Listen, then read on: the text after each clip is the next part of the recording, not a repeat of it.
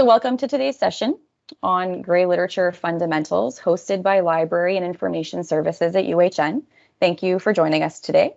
My name is Jessica. I'm an information specialist with Library and Information Services at UHN, and I will be your speaker for the next hour or so.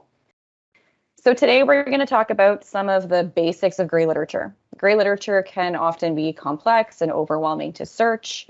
And while we wish there are really no gold standards to follow with regards to gray lit searching.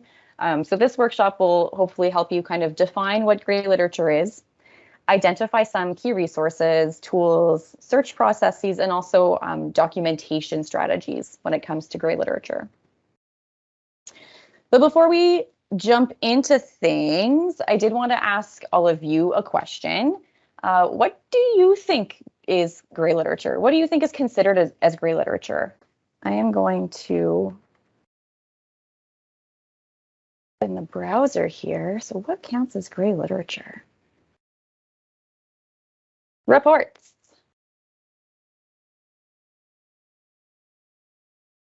Oh, this is fun.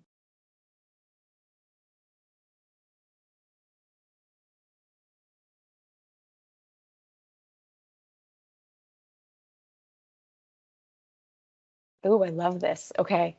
All right. So I'm seeing some common threads and themes here. So we have, government reports and government documents and white papers kind of coming up. We have policy statements. We have dissertations and theses listed, pamphlets, technical reports. We have websites, best practice guidelines, a lot of reports, preprints. These are fantastic. Are you sure you should be here? You definitely already know what gray literature is. You're all doing great.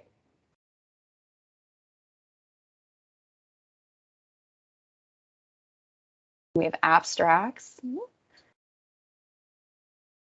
industry reports. Yeah. All right, tons. And you can see from kind of this word cloud already that there are quite a few different types of gray literature, right? A lot of different types of resources that it can be. I think what I'll do now is I'll just move back to the slides and we'll start moving forward. These are all fantastic answers.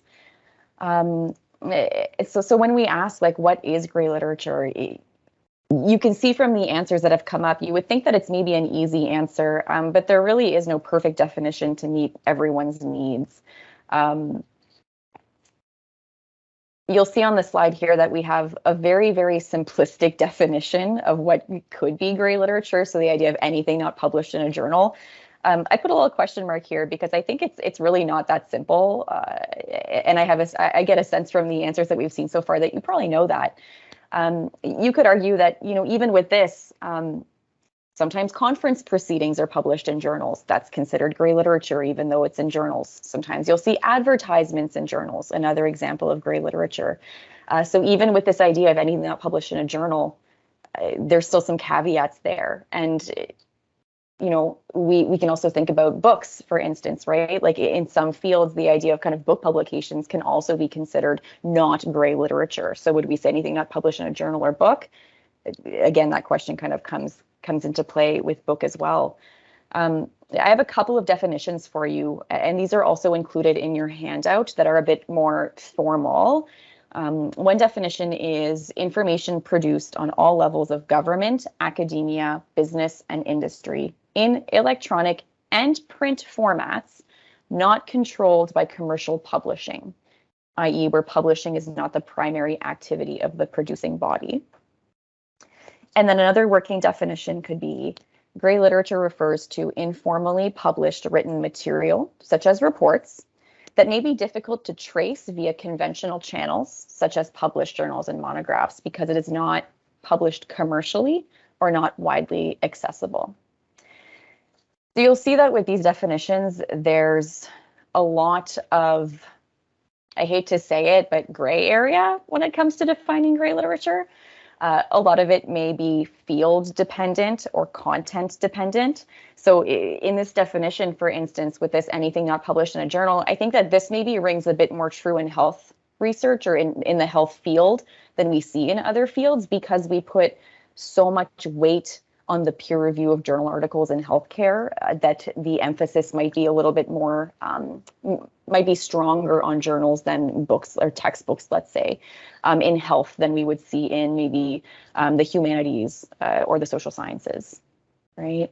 But you know, a lot of the examples that you put in this word cloud were fantastic examples of different types of gray literature, right? We think about reports, preprint, statistics, dissertations and theses.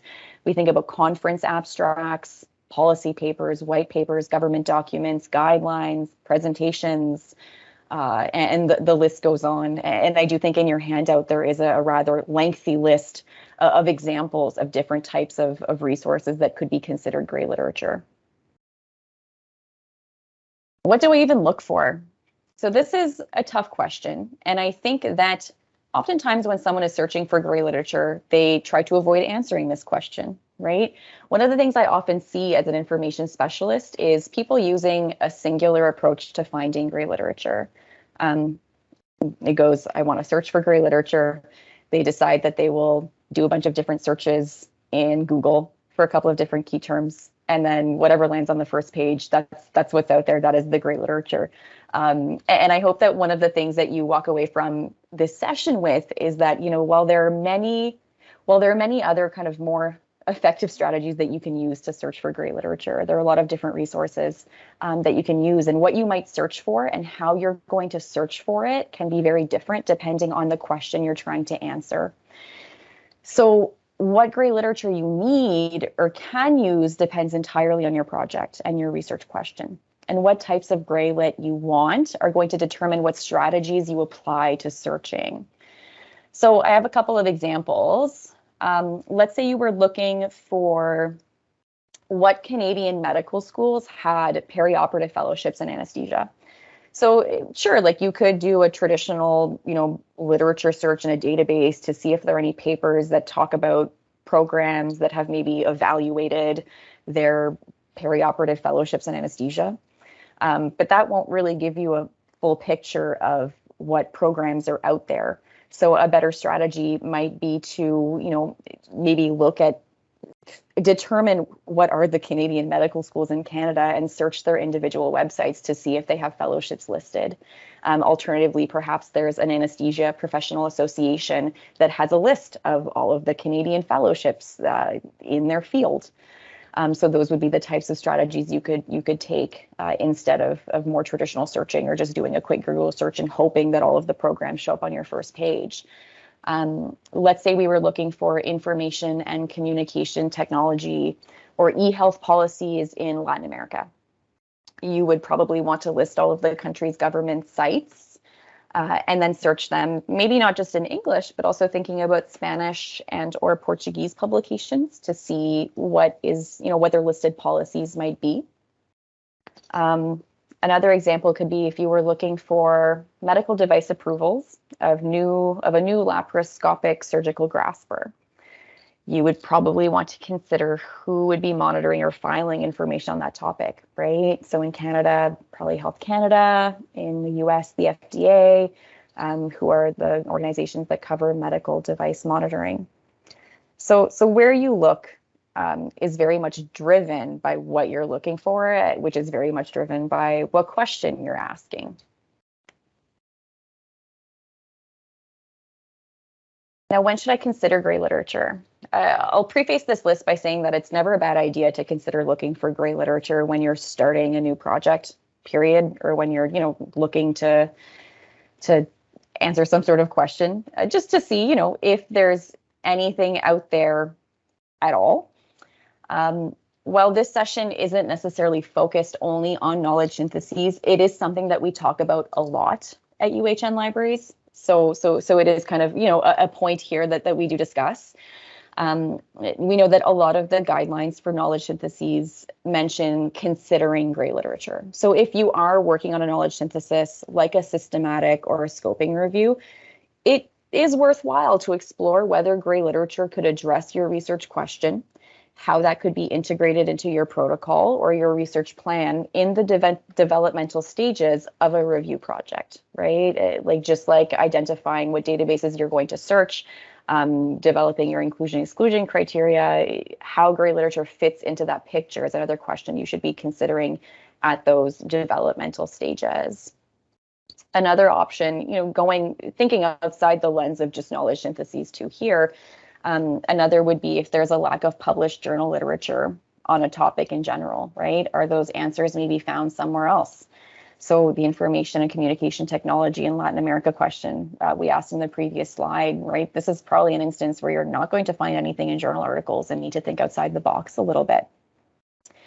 If you're looking for the perspectives of individuals or groups that don't generally publish in journals, so an example could be, if you were looking at breast cancer survivors' experiences in survivorship, let's say, there is literature on this, but if you wanted to look for a different perspective, perhaps maybe looking for breast cancer survivor support groups and the content there, maybe like a Facebook group would be a worthwhile avenue to explore.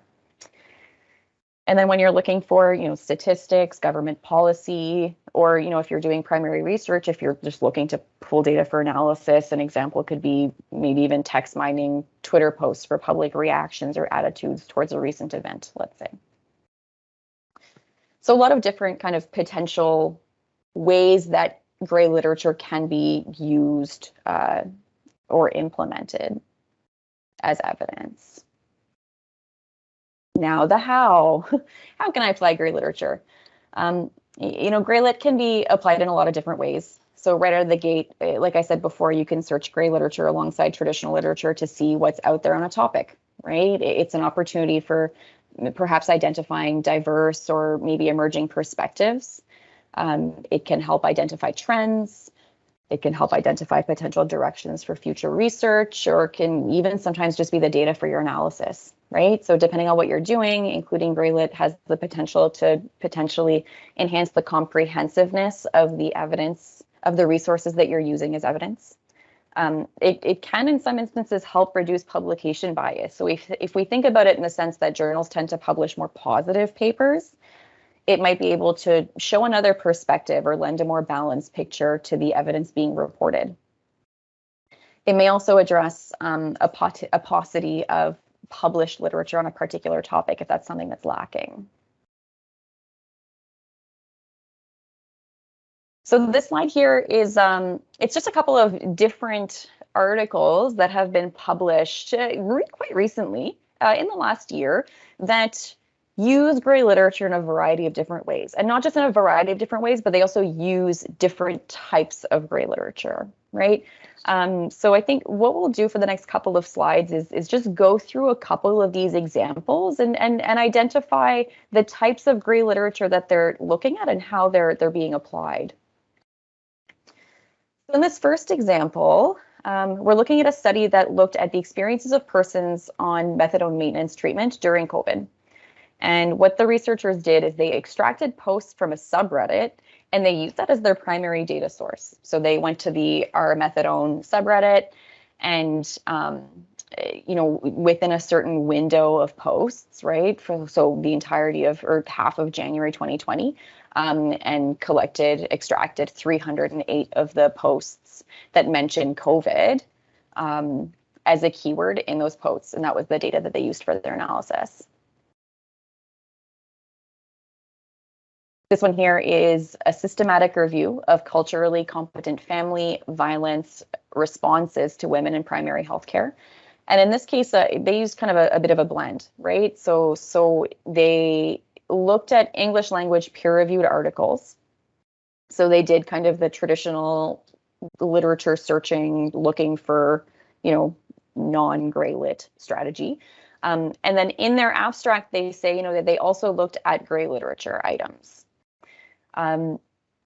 While the abstract just says they searched gray literature, in the methods, they do explicitly outline what they looked for, right? So they were looking for reports and documents published by non-government agencies, so NGOs, and then they outlined they looked at the WHO, the United Nations Women's Class, and then some Australian specific NGOs, and they list out those specific NGOs. So while the abstract seems rather broad, within the body of the paper, there's kind of more detail as to the types of resources they were looking for when they say gray literature and the strategy they use to identify them. This one's kind of fun. COVID-19 pandemic changes to the food consumption patterns. So they looked at two big data sets here, and they were all food preparation recipes published, pre-quarantine or during quarantine. And this data was collected using allrecipes.com was their data source for this project. Just kind of neat. And allrecipes.com is a big kind of food social network site. This one here, the framing of malnutrition by parliamentarians in Uganda. So in this paper, they did a content analysis specifically on parliamentary Hansards from the Ugandan government. Another kind of government-related case example here. This time on from Ghana. So in this one, they did collect interviews, right? So they gathered data from interviewing key informants, but then also complemented that by reviewing Ghanaian government documents, reports, bills, memoranda, acts, Hansards. So going kind of broader than just the Hansard route in this case. And with this one here, I think this is our final example. We're looking at suicide reduction in Canada during the COVID pandemic. And this was very statistics-based in terms of data collection. So in here, they were looking at Canadian national databases for statistics like StatsCan and Statista. So in all these examples, all gray literature, but all very different types of gray lit, depending on the types of questions that they were trying to answer in these research examples. So where can you look? I think a big part of the challenge is really where to find gray literature because there's so much. And when I think about it in kind of like healthcare terms, it's kind of like saying, I'm looking for any non-pharmacological intervention. It's so broad and it's just so everything. And because of that, there are just a lot of different places that you can theoretically look, right? I know that I can see kind of in the chat in the corner of my eye here that there's a couple of questions about the handout. So I'm sure we'll make sure that everyone has the handout by once the session is wrapped up. But in that handout, there's a long list of resources that are provided for potential places that you can look, and they're organized by what type of gray literature you might be looking for. And here are some of the kind of high-level examples of places that you could search, right? We have gray literature databases. Again, there's quite a nice list of these in your handout, and we'll talk about a couple as well later on. Dissertations databases. So if you were looking specifically for dissertations and theses, there are databases designed just for these. We have institutional repositories like TSpace. This is a place where you can sometimes find data sets, supplemental data that might back up a publication. You can sometimes find preprints to publications as well. We have government websites. We talked a lot about kind of government reports, government documents as a type of gray literature. So again, very much driven on the type of question you're asking, but that's a route that you can take. We have professional association websites. So one example, for instance, if you were looking at guidelines, the RNAO, the Registered Nurses Association of Ontario, is an association that publishes their own guidelines and they publish them on their website. So, when you're looking for RNAO guidelines, that's the place to go for those. We have health organizations, of course, websites in general. We also have search engines. So, Google Scholar. I also have DuckDuckGo listed here as an alternative to Google that I think, out of all of the alternatives to Google, I think this might be, one of the more popular options. A caveat that, while search engines are a tool in your toolkit, that is exactly what they are, right? They're one tool in your toolkit. You want to keep in mind that Google doesn't equal the internet by default. Whatever you put in like wherever you are, what your previous searches have been, where you're located will impact your search results. there's a lot of factors that make Google a little bit challenging. We'll talk about those a little bit later as well. I feel like we used to teach a whole workshop on Google. We don't do that anymore, but like there's still enough to talk about if you really wanted to, right? Like I could fill an hour rambling about Google. And then the last one on the list here is conference proceedings. And this is a tough one because there are some databases that have conference proceedings, right? So you see them in Embase, IEEE publishes all of their conference proceedings. There are also large citation indexes like Web of Science or Scopus that have them. But depending on your research question, you might want to search through individual conferences that aren't indexed in these databases. One example that I can think of, so one of the portfolios or the departments that I support is Toronto Rehab. And so I do a lot of kind of rehab-oriented literature searches. And I know that, for instance, in Toronto, there's the GTA Rehab Network. They have a best practice day conference, and the proceedings for that conference aren't published in any database, right? So if anyone was looking for that content, and this is, local content, very good presentations, but you're not going to find them in any database search, right? You need to know to go to that database or go to that website and look at their conference proceedings as they're written out. And then, as you saw from the previous slide, really all of this depends on what information you're looking for. And I think it's important to remember that not everything is on the internet too, right? I think that came up kind of in our Mentimeter word cloud as well, but there are certain resources types that may still exist in physical format or that, are intentionally not made available on the internet, like internal policies and procedures for hospitals, perhaps, right? They might be on an intranet, but not freely accessible to everyone. Perhaps educational or informational material like health education pamphlets might not all be digitized, or and this is not something that we'd often see, I think, in health research questions, but alternative print sources like zines, for instance. I remember way back in the day in grad school, I volunteered at a zine library, and like it was a physical collection, and none of it was online. Everything is, and that's kind of just the nature of the medium, right? It's all in paper.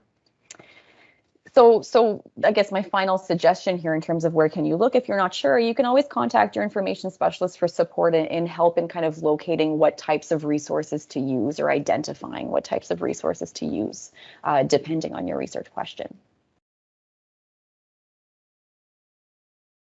Now, I just want to quickly kind of talk a bit about the search process and kind of how to even start with that process. So we kind of have this little, 4-staged approach here.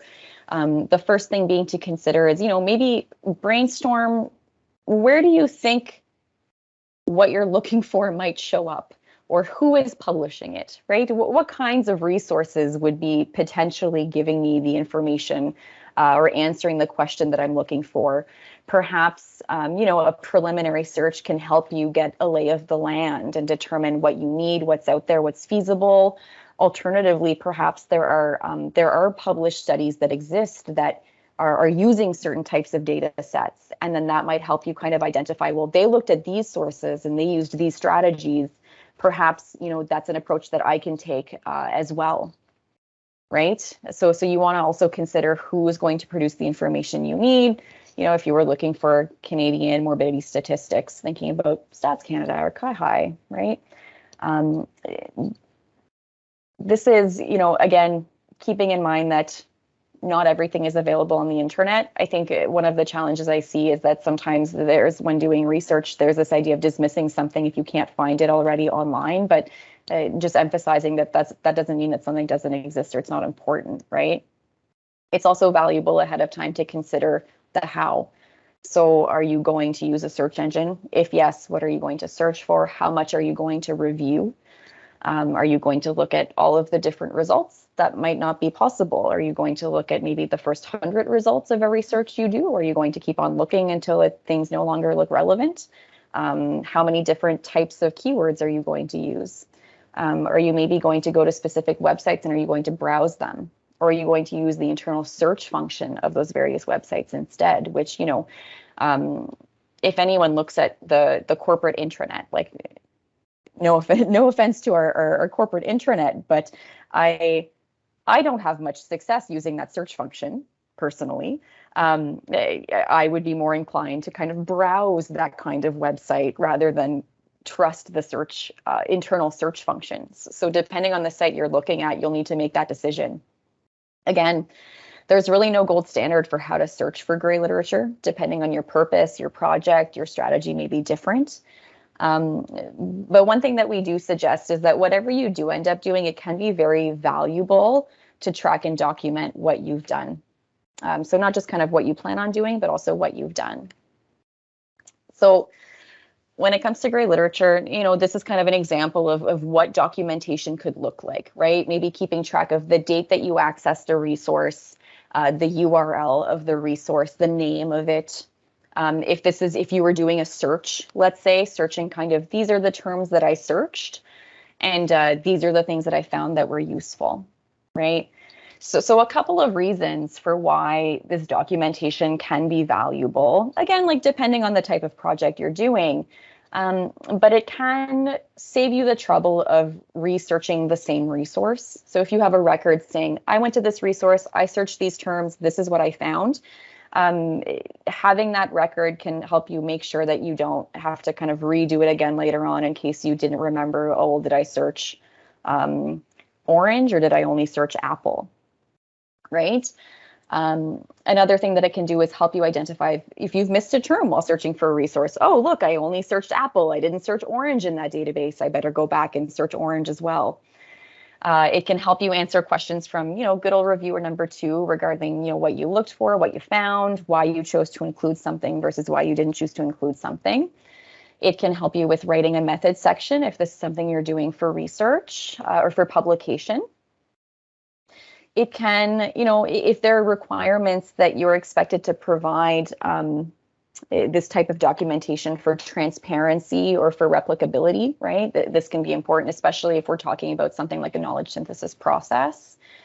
And it's really helpful if you have to do an update at some point. So in this table here, oh, I did this search in 2020. Maybe something has come up in the last year and a half. I better go back, do the same search to see if I'm getting a different yield, to see if I'm finding something useful that, you know, didn't come up when I did this search in October. And then another thing to consider, this is me going off on a bit of a tangent here, but especially when it comes to web searching, right? Like when it comes to doing things on the internet, it's good to remember that links aren't permanent. Like URLs aren't forever in a lot of cases. So link rot is a problem. It's a thing where, you know, URLs can change or die, or the documents get moved or updated over time. And a lot of the link backs in a lot of resources now on the internet just don't work anymore. So it's important to kind of keep that in mind.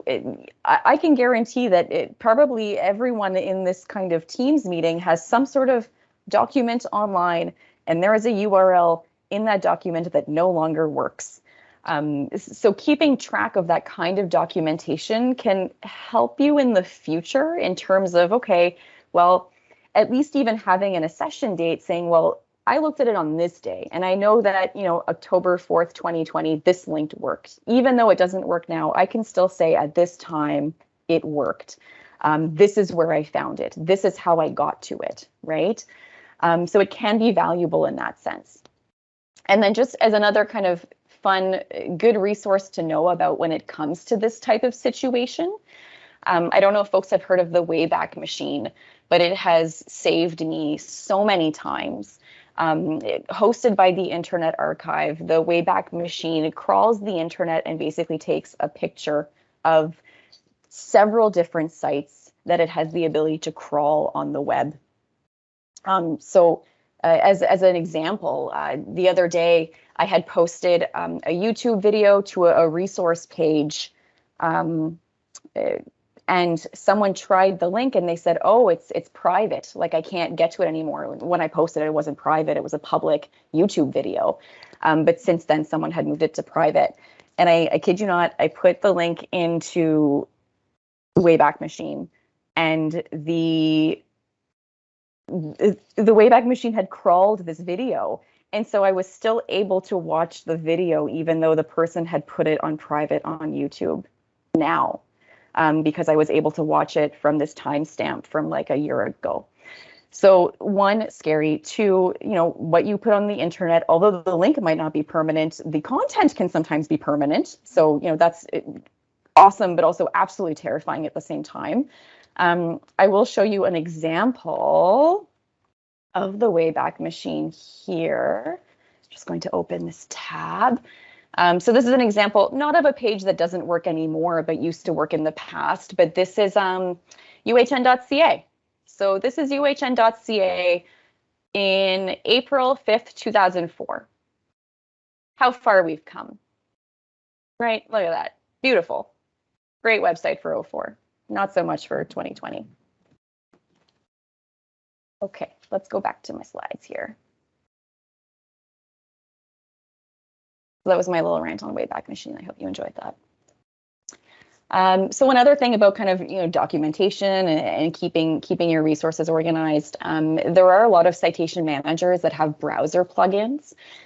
So these are kind of the three big ones that we most kind of often see or talk about when it comes to browser plugins. So we have EndNote, Mendeley, and Zotero who have browser plugins, and these can be useful in terms of saving or building references to websites specifically, right? So it'll help kind of capture a citation, capture sometimes even a web page, save the URL, the date that you accessed it, if there's a title to it that kind of helps you build a citation that can theoretically help you refer back to a website or a page that you've found in the past. So another kind of good tool or strategy to keep in mind when it comes to kind of documenting what you've done and what you've searched.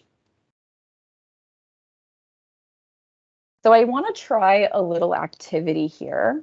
I'm going to see if I can kind of slide my notes over so I can see the chat again. So I see what I'm going to ask you to do is go to Google, just go to Google and search for Emergency Communication Plan Canada.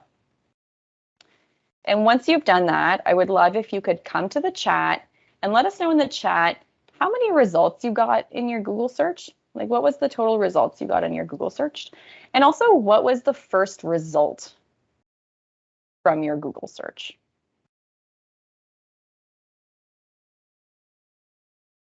Amazing. Okay, I'm already seeing things roll in. So we have, I don't even know how many this is. So I've never tried this before. And so I was like, I don't know what's going to happen. But I'm seeing already that a lot of the totals we're getting, everyone's getting slightly different results, right? So we have like 274 million, 226 million, 620 million, 222 million, 274, 274, 222. So we're getting like a couple of different yields, right? Yes, interesting that we're getting different totals. I totally agree. 263, 74, 74. I will say everyone is getting the same first result, right? 182 mil, so a little all over the place, right? I like this. My plan is working. So I get, if I go up to the results here, so I did the search a little bit earlier. I got 351 million, which I don't think anyone else got 351 of the folks that have put kind of their numbers down so far. So I somehow got a different number as well. And my first result is also this Canadian Centre for Emergency Preparedness. Now, I'll save you the trouble. I'll kind of look at this. I don't know what this is. It doesn't look awesome to me. So it says Canadian Centre for Emergency Preparedness. This doesn't look like a great logo. This does not look like a logo that I know. A few things that I think are odd. It's coming from a .gov, which is a US website. So it doesn't have a .gc.ca or even a .ca, for instance, which I think we would expect from our, Canadian government resources. There's a lot of kind of odd little elements to this document that I don't love when I'm looking at it. I noticed that here the copyright is 2000, so, a little dated. I don't know what this is. It's not great. I know that if we, scroll down through these Google results, they do get better. But I think I personally was just very surprised that this was the first thing that we would see in these results. Um, I think that, as a potential alternative strategy that someone could take rather than just Googling, like maybe going to the Government of Canada and looking to see what agency or organization is involved in emergency communications and emergency preparedness. Just doing a little bit of kind of preliminary hunting this morning. I think that, Public Safety Canada is a good place to check out here. And in their publications and reports, there is reports written on emergency management. And then if we browse their site as well, rather than using the search, we can see in emergency management on this tab, they have, information on emergency preparedness that does talk about management planning, communication plans. It links you out to like your emergency management acts that we have. Another potential resource, which, full disclaimer, I found this one while Googling. But the Get Prepared site has the emergency management organizations for all of the different provinces as well. So I think one strategy that I would use if I was interested in, not only federal, but maybe provincial plans as well, would be to kind of go to each of these provinces and territories. If the Yukon is listed, yeah, all of the territories are listed. And go to their individual sites and browse those sites as well to see what kind of documentation I could find there. So that might be maybe a more effective or rigorous strategy than just kind of tossing it in Google, right?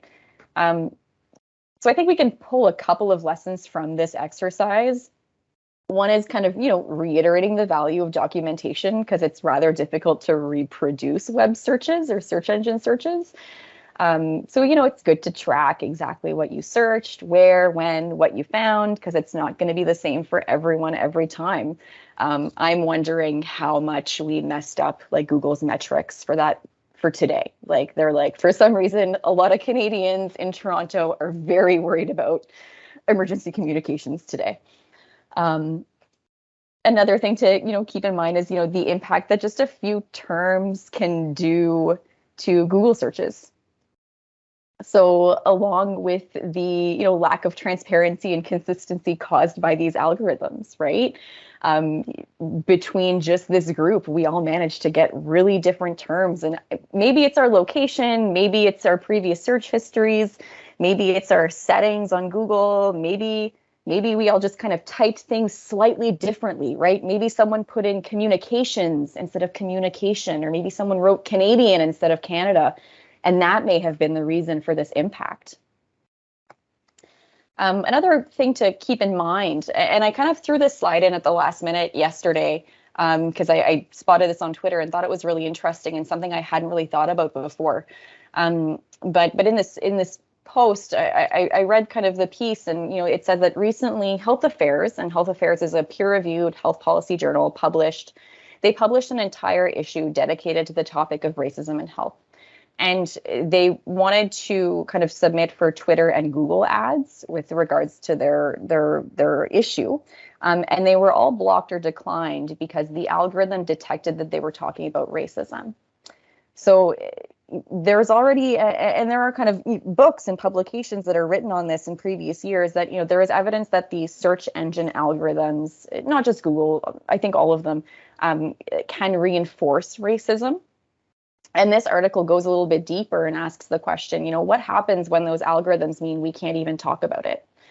I like the quote here is quite poignant, so I'll read it. We understand that much of what is uploaded into the likes of Google and Twitter that use terms like racism and discrimination can lead to unrest, violence, hate, trolling, and misuse of the tech giants' platforms.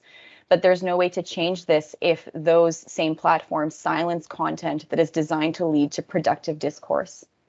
So this is just kind of, a note to say that just because something doesn't come up in your Google results doesn't mean that it doesn't exist. It doesn't mean that it's not important, and it doesn't mean that it's not true. And then my final point, and this slide is a little bit more lighthearted than the previous one, a bit of a stark contrast here. But I think this exercise also shows us that it's important to be critical about what you find on the internet.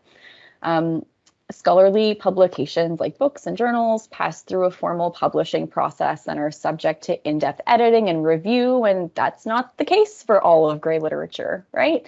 I feel like we often talk about kind of the iceberg analogy, right? Like there's a whole lot of stuff out there underneath the tiny little ice peak. So quality may vary. So you do really want to exercise caution and be critical. Here I have an example of a potential strategy, which is called the CRAP tool, and I maybe included this just because I want to say that in a session, which recommends assessing for currency, relevance, authority, accuracy, and purpose. So, you know, there are tons of other kind of types of strategies or mnemonic tools that can help you kind of with assessing the things you find on the internet. But yeah, just to keep in mind that it's important to think critically about these resources. Okay, and then I think this is my last content slide. So I will have quite a bit of time for potential questions at the end, I think. And this is just some of our library team's kind of favorite go-to tools. So the first one is the Caddith Gray Matters tool. If you haven't heard about the Gray Matters tool, it's a really practical kind of resource for searching health-related gray literature. So developed by Caddith, which is a Canadian, the Canadian Agency for Drug and something technology in health. I should have written that down. But it covers international sources, but it is developed by a Canadian organization, so it is a little bit heavier on the Canadian content. And it does have a bit of a health technology assessment focus because that is kind of the bread and butter of Caddith. But nonetheless, it does have quite a few more general or broader resources related to kind of government and health that can be very valuable. Another resource that I'm quite fond of, so U of T's Gerstein Library has, they have a guide on their website for comprehensive searching, which the whole guide is fantastic. And then there is a section of that guide dedicated to searching gray literature comprehensively. So that's another really good one with a lot of great resources on kind of comprehensively searching for gray literature. And again, both of these with a bit more of a health focus, right? And then the other resource would be today's session handout, which I think links out to these two resources and then has a whole bunch of other awesome gems in there as well.